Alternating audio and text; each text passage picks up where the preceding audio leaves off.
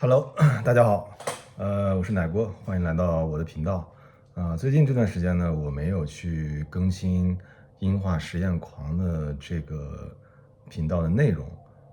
那么最近这段时间我去旅游了一趟，然后呢，也参加了一些这种相关的会议，比如说和旭哥一起去参加这个 ALT Next，就是在上海的这边的一个虚拟。AIGC 吧，AIGC 虚拟的制片呀，然后什么大空间呀这方面内容的一个大会。然后我这期呢就想和大家聊一聊这个我现在对咱们这个行业，音效设计啊、声音设计啊、游戏音效这个行业的一些看法。首先呢，这个行业在5年以前，它的人才供给是市场需求很大，但是供应不太上，所以说那个时候呢，我们找工作还是有一些这个优势的，而且当时的这个市场环境还比较好。然后呢，随着这几年，首先是游戏行业的这个下滑，然后第二个呢是大量的这些就是我们年轻的一部分同学呢也毕业了。那如果说以前很少这种声音设计的专业的同学，或者说游戏方向的同学，但是现在可能有很多同学是国外留学回来，专门就是学这个专业的。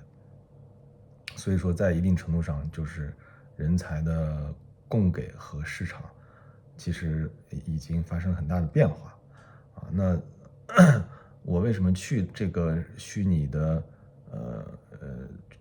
制片这方面的大会去参加，也是想了解一下现在市场上这种 VR 的、XR 的游戏的一些声音设计上方面的需求吧。然后据我了解，已经有很多这种程序员呀，或者是美术啊，开始参与这方面的这个工作了。那也就是说，好多就是之前的游戏公司可能在转型去做这个大空间，XR 啊，不管怎么讲吧，反正就是这方面的一些内容。那我也体验了一下这个，所谓的这种虚拟的这种游戏的这种展示。我觉得现在我们，以前来讲，可能这种全景声、杜比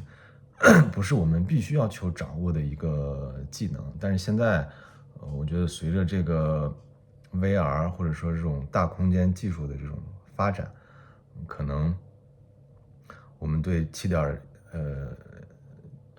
啊、7.1啊、全景声啊这种混音，可能我们也需要去及时的去掌握它。那么还有一点就是，我们这个游戏的这个行业其实，音频设计师呢，其实很多人都是斜杠青年啊。我所谓的斜杠青年，就是很多人是比如说本来是学音乐的，对吧？或者是本来是比如说是学文科的或者是读什么艺术啊或者文学这类的人还是很多。然后建议呢也是，我觉得大家应该是把自己斜杠那一部分，就是赶紧先发展起来啊。比如说你对编程有一些兴趣，那么你现在是音效设计师，那你最好还是把就是 TA 方面的内容，音频 TA 方面的内容去多了解一下然后如果你是一个就是音乐的科班的毕业生然后自己也很喜欢做音乐然后也很喜欢写歌呀，这方面混音啊这方面，也应该去捡起来。因为我觉得现在这个环境不是特别好的情况下，大家应该多去把自己的这个能赚钱的这个技能去，逐渐的去把它练好比如说现在网上很多这种 beat maker 或者是帮别人编曲的，帮别人混音的，那么如果你投出一部分精力去练习这方面的工作接这方面的活儿呢，可能在你下一次这个失业呀，或者是呃碰到一些更好的一些机会，可能你在这方面又练习的比较多，那你可能就能把握得住。因为我发现现在招聘市场上有这种专门就是纯混音的这种职位，对吧？那可能需要你对混音和母带然后这些方面还是比较有深刻的研究的。那么不能仅限于这个我们游戏音效的这些设计，所以说其实现在呃各行各业都在卷，那我们这个行当呢，我觉得大家是从事音频行业的，那首先好多东西都是相通的，对吧？我们的音效设计、声音设计跟那个混音很多部分都是一样的甚至我们用的大部分的插件也没有什么太大的区别。那么你在这个时候去多学习一门技能，对吧？多找找网上的分轨比如说是摇滚类的，对吧？乐器实录的这些分轨，或者是一些 hip hop 说唱的这种混音的这种风格去研究一下，我觉得很好。对你来讲长了技能，然后之后的话呢，也可能会有得到更多的这种工作的机会。那么这些呢，就是我现在想告诉大家的一些内容。当然，我们每个人的时间精力都有限，对吧？因为我在这个行当我觉得反正现在的大家的薪资水平，可能我觉得在就是能达到你工作个3年、4年、5年，能达到年薪50万的这个概率是不是太大的不像我们很久以前的入行的这些人因为当时可能竞争小，然后需求比较大。那现在可能大家都很多这种职业技能都上来了，对吧？然后项目组也没有那么多钱然后游戏公司本来的日子也不好过，一些小的游戏公司也都会经常倒闭，甚至于他们去做这个 VR 大空间 XR 这些项目去了所以大家应该紧跟着这个的步伐。那还有一个就是动漫这个赛道我听这个旭哥说呢，现在这个赛道的就是音效的设计也非常的卷。为什么非常卷呢？他说原来的一部分干影视的这个行业的，就是接不着活的呀，或者是死掉的，因为短视频对这个影视后期行业冲击很大嘛就有这一部分的人就流入到了这个动漫